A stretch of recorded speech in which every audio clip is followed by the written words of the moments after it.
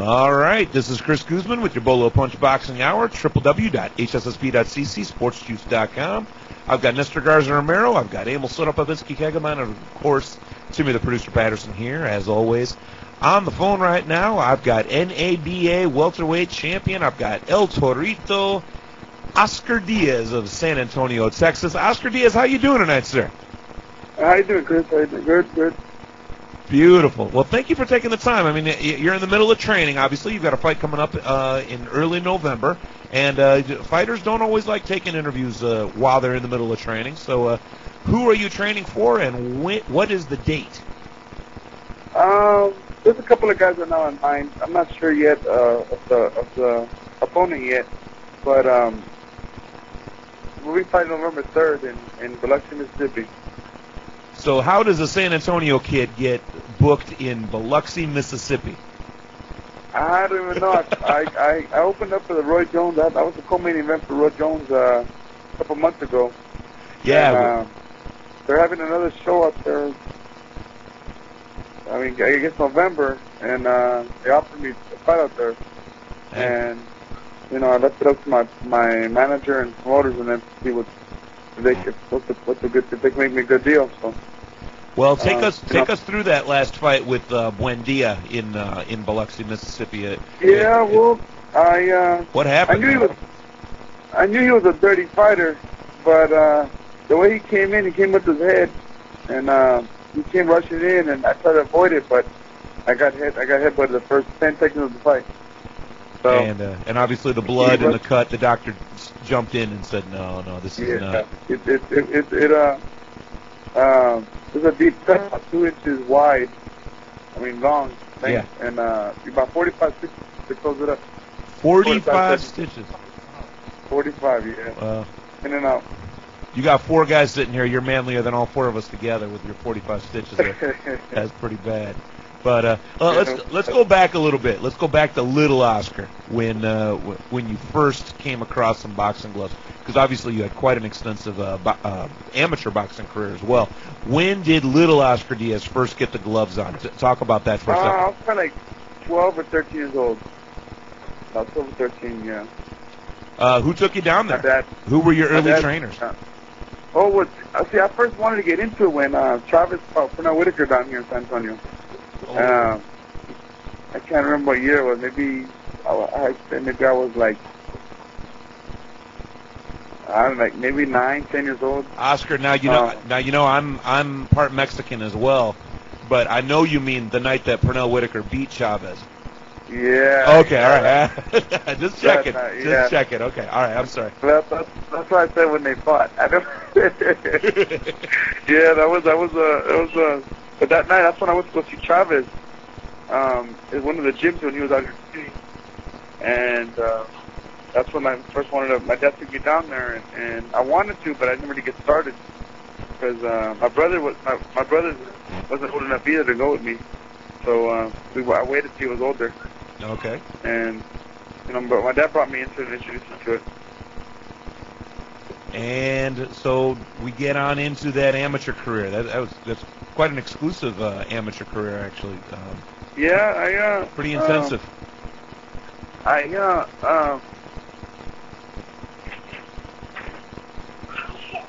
Talk a second.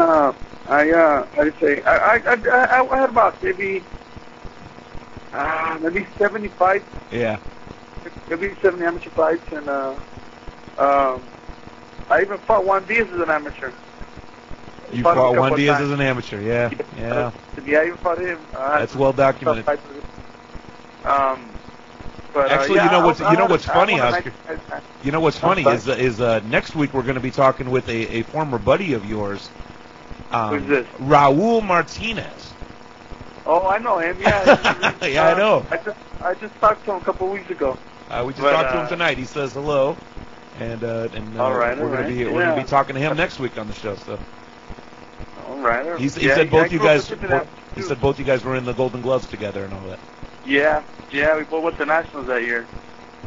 He says you're a tough hombre, and he doesn't ever want to get you in the ring. He's a tough guy himself. I was out there in his last fight, or one of his fights, when he fought in Atlantic City.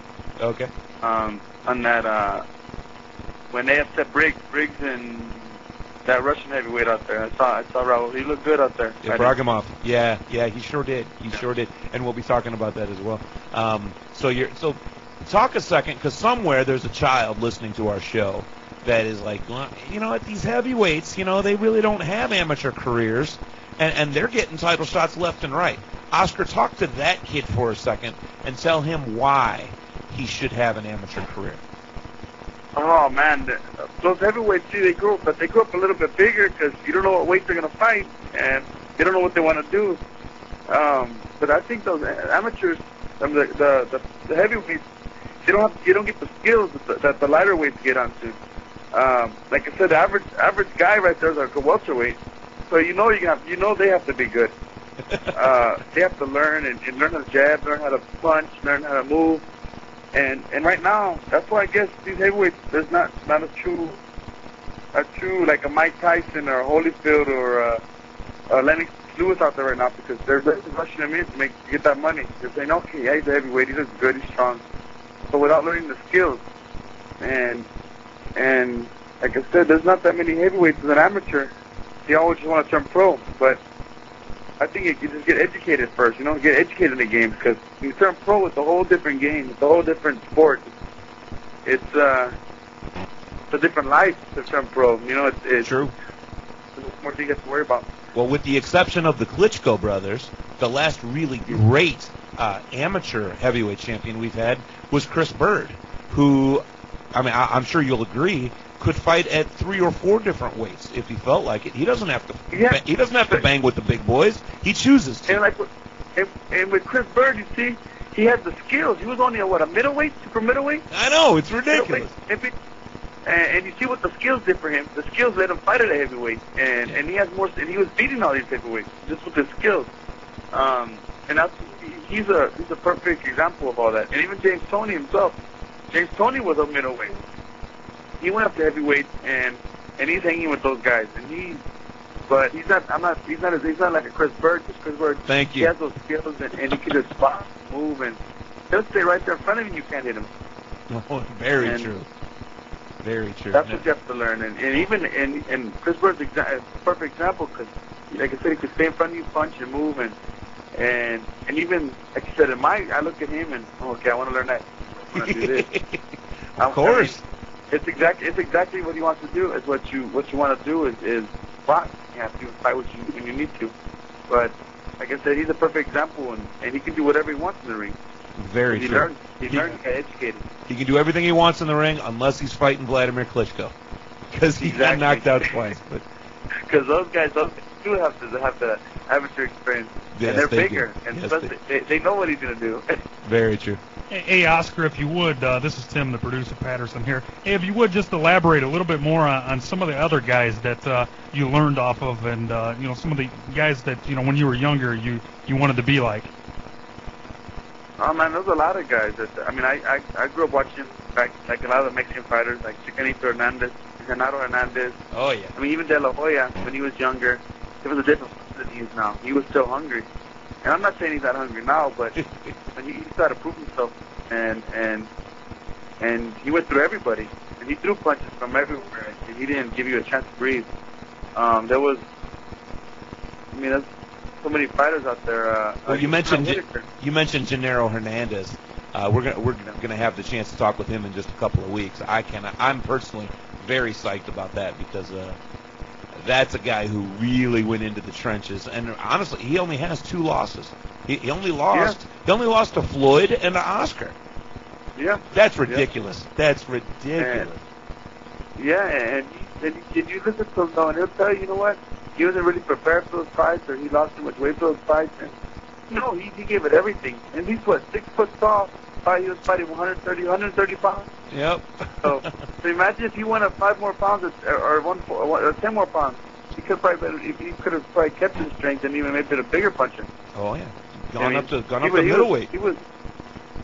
Yeah, he was big enough to do whatever he wanted to do. Absolutely. But he was one of my favorite fighters growing up too. I would look at him, and he was excited every time he saw him fight. And I talked to him too. Oh yeah. I have him on my MySpace too, and I saw him recently. And a good guy. Well, he worked the David Diaz Eric Morales fight. Him and his broadcast team were there working that, so that's when I got the chance to talk with him. All these Diaz fighters, all in the lightweight division. They're all smaller than you, but they're all in the lightweight division, and they're all tearing it up. Let me see. You have David Diaz, Phil Diaz, Juan Diaz, and they're all fighting. They all have titles right now, so they're all going after each other. And that's good, because that's what we need. We need unification. Yeah. We need one belt. Yeah. It's good. It's good. And I've met two out of those three. So I know two out of three. I've been reading about it on MySpace and on Fight News and on Boxing Talk, and all about them trying to fight each other. And right now, and it's gonna be a good fight with Julio Diaz and Juan Diaz coming up in. Can't think of the date. Was it December? No. That's gonna be October 13th. Oh, October, yeah. October. It's gonna be real close. That's gonna be a good fight. You should fly on in, man. You should fly on in. Sit with us. I'm thinking about it. But I have my training too, so. Yeah, you're right. You're right. It all depends. I know I'll be watching it for sure, but. Yes. You never know. Maybe I'll take a trip out there it's a weekend, anyways. Yeah, sounds good. Let's get back to your career here. I mean, you hit the scene in 2001, but I mean, before I go, all the way up to the Ebo Elder fight, which obviously was a little bit of a painful evening for you, I've got to know, how did you score the trainer of a lifetime in Lou Duva? How did that happen? I was like 15 years old. And he had brought down Pernell Whitaker, Robbie Fedden, Juan Lescano, Zab Judah. There was a lot of guys on there, and the trainer in Sacramento back in the 90s and Lou used to bring his fighters down here, San Antonio. And one day I was only like 15 years old. I wasn't 16. I was 15 years old, and I had a chance to spar with Zab Judah, but I only went around. He was too fast, he was too big for me. And Lou wasn't there that day.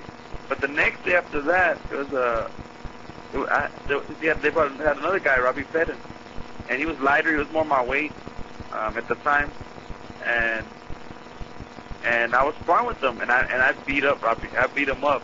I made him look bad, and Lou happened to be there, and I didn't know Lou was there. I didn't know Lou had just. I guess he just walked in, or he was watching it from behind the scenes. And Lou was mad because that guy was beaten, was getting ready to fight. He was already professional. I was only 15 years old, and Lou was over there just yelling at him, "What's going on? You're gonna fight? What's this kid doing to you?" And he didn't know I was 15 either at the time. Yeah. And Lou came up to me and he asked me, "Wait, what's your name?" And I told him, I'm Oscar. And how old are you? 4 or what? I was like, I'm only 15. And Lou was just like in shock. He was in shock. I was like, you know who that is? You know that is? He's gonna fight, and you're. And he's like, okay, well, who's training you? And he talked to me and the guy at the time that was amateur trainer at the time. And from there he started helping me. Out, watching my amateur career, and helping me out when I needed some help. If I needed to go to fight tournaments, he was helping me out, and he was just watching over me. He watched me and see what I was doing. If I was thinking of boxing, and I was still young. So it was he just, like I said, we kept in contact. That's when I decided to turn pro, he told me to give him a call. Well, I mean, when it comes to trainers, you really can't do better than Lou Duva. I mean, Lou, what's crazy here is I got the chance to actually meet you. Now, I've been covering your career for years, but I haven't had the chance to actually meet you in the flesh until the International Boxing Hall of Fame weekend this past June in Canastota, New York, because we're always hanging out with Lou, and we're always just rubbing our hands together to see what kind of new, fresh talent he's bringing with him, because he always brings awesome talent. And this year, for him to bring Oscar Diaz, we were just like, oh, man. And then to find out that you were going to be working out in the middle of everything, even better. So you gave the fans quite a show. And as a fan, I mean, I'm part of the media, but I'm also a fan first. Yeah. we just loved it, and we appreciate the hell out of you taking the time out of your weekend to come there. Yeah, First of all, what was it like hanging out with all those champions and former champions? I mean, Roberto Duran walking around the grounds like he's a normal guy. It's pretty crazy. Yeah, well, first, I didn't even know. I just started my camp, and I was like, man, what are you talking about? I've been away I had messed up my hand. I had got hurt, and he told me, oh yeah, I'm gonna bring you to the Hall of Fame. You're gonna go train out there. I was like, I'm not even ready to train yet. I was just studying my training and just getting back. He's like, well, you're gonna be up here, and you're gonna train at the Hall of Fame. We have a little spot for you. You're gonna do a public workout. I was like, I haven't been able to do anything, and then for me to be training with these guys in front of all these idols that I was looking at, like, you know, Super Pintor was there, and I mean Pepino Cuevas, Duran, all these, Tito Lopez, and I was like, oh, Ruben Olivares, of course. I don't want to look bad in front of these guys. Like, I was like, man, these guys I grew up watching, and they're gonna be looking at me. They'd be like, what? I was like, oh shoot, I was nervous, and then when I got up there, it was just like nothing. I was like, okay, well, it's my job anyway. It's my job too, so just do what you do.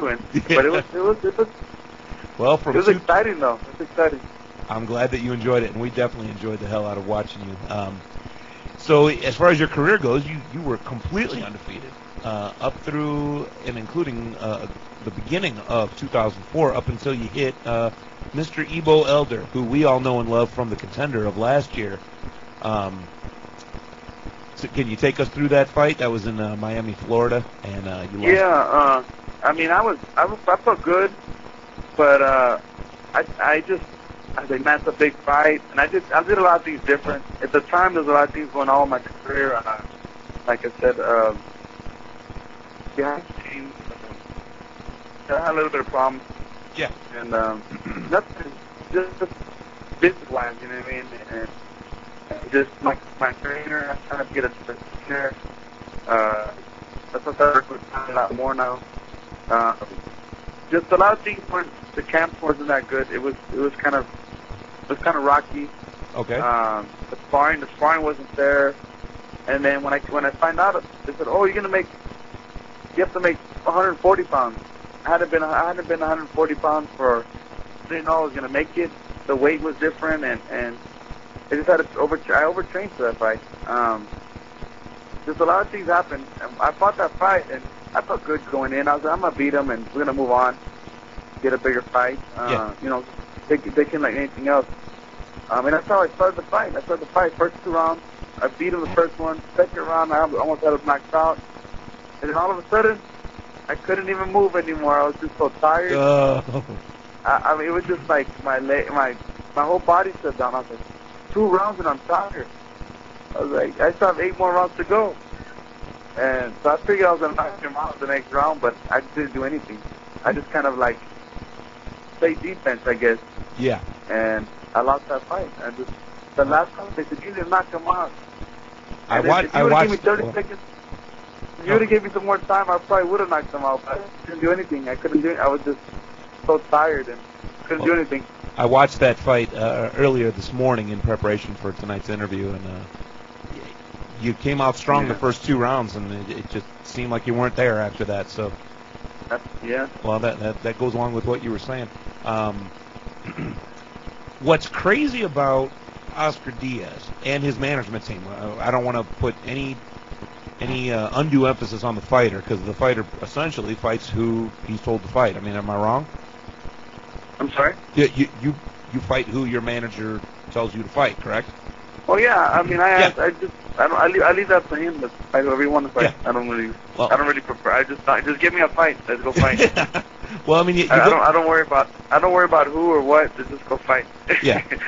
Well, at the time, Ibo Elder was 17-11, 17-1. Pardon me. He only had 1 loss on his entire record. You go in there and lose a unanimous decision, fine. Most managers, when they have a cash cow, which Oscar Diaz is obviously either is or is going to be very soon at that point, they don't want to put him in with another dangerous fighter. And bam, bam, bam, bam. I mean, 3-4 in a row after Ibo Elder. We've got Juan Carlos Amusqua, we've got Al Gonzalez, we've got Jesse Feliciano, all with winning records, and you're in there beating up on all of them right after your Ibo Elder loss. That is impressive. Yeah. Yeah, because it's kind of Lou, I told Lou, you know what, I don't want to have an easy fight. I don't want to start from the beginning. I know I should have beat him. It wasn't my night. I mean, I don't know what happened. My body didn't let me do what I wanted to, but I don't want to start over again. I want to go after that. I don't want to fight no 6-round fight. I don't want to fight no. I mean, I don't want to take the easy way. Let's get back on top. Let's get back up there and show everybody I was just nothing. And I said, just put it in. Let's go in there. And all these fighters at the time were good fighters. Well, you whooped up on Gonzalez and Feliciano, and they're both Chicago fighters, and we're based out of Chicago. So, not that we're booing you or anything, but you took out 2 of our hometown fighters. So, I mean, well, they were probably 2 of my toughest opponents right now. Really? They're Okay. probably had a lot of heart. Well, Feliciano, young and hungry too. Feliciano's crazy. He's a monster, and Gonzalez is a very, very. He's got a giant heart. So all props to you for disposing of them as easily as you did. Thomas Davis, Arturo Orena.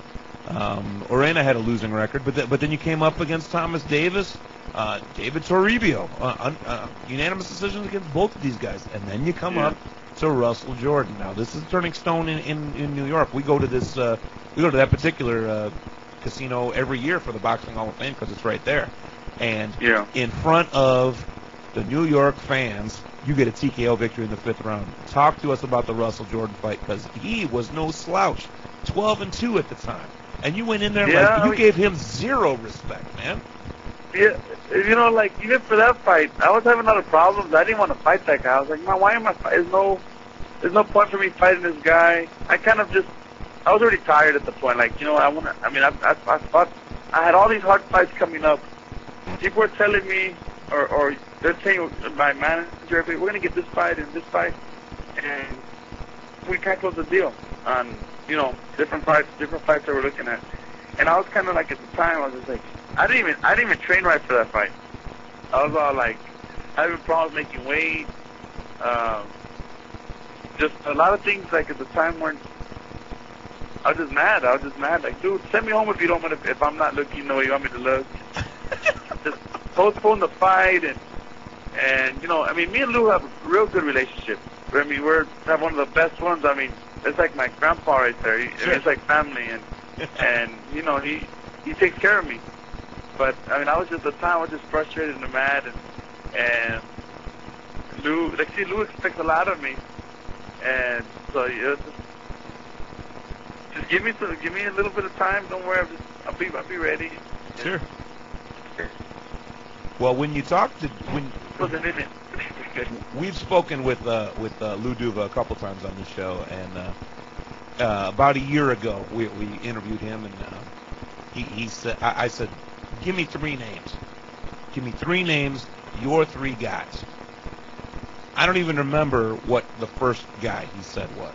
The second fighter he said was Mike Marone. He says, that's my heavyweight. Mike Marone. You look out for this guy. He's going to take the heavyweight division by storm. And I said, I need to know, Lou, who is your secret weapon? Somewhere in the middle weights. He goes, Oscar Diaz. He says, this kid is crazy. He is going to go out there and he's going to take everybody out. He's going to rule the welterweight division. And here you are doing it. I mean, he called it a year ago. Yeah. I mean, you're in a probably the toughest division right now. You've got some really crazy competition in this division with the absolute king of the world right now with Floyd Mayweather Jr. But I mean, you've got several guys to get through before you even get to Floyd. Yeah. I've been having kind of we have little steps getting up to that top right now. I should be there already, and a lot of things. A lot of it's my fault. A lot of things that couldn't happen. Couldn't help.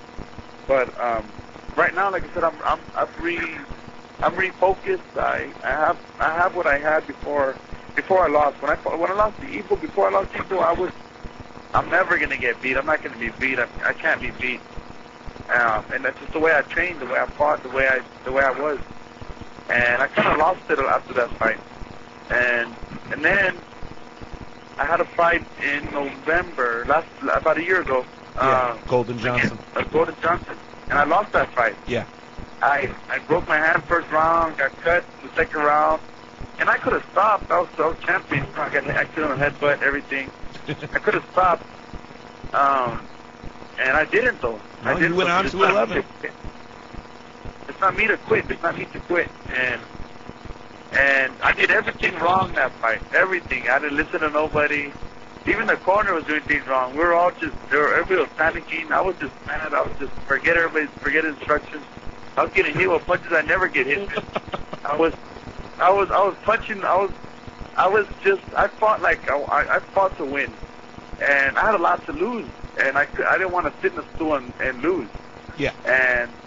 And like I said, that was the fight for me to get a fight with the Margarito at the time, and Mayweather's, and everybody, whoever was there. And so, I fought just like that.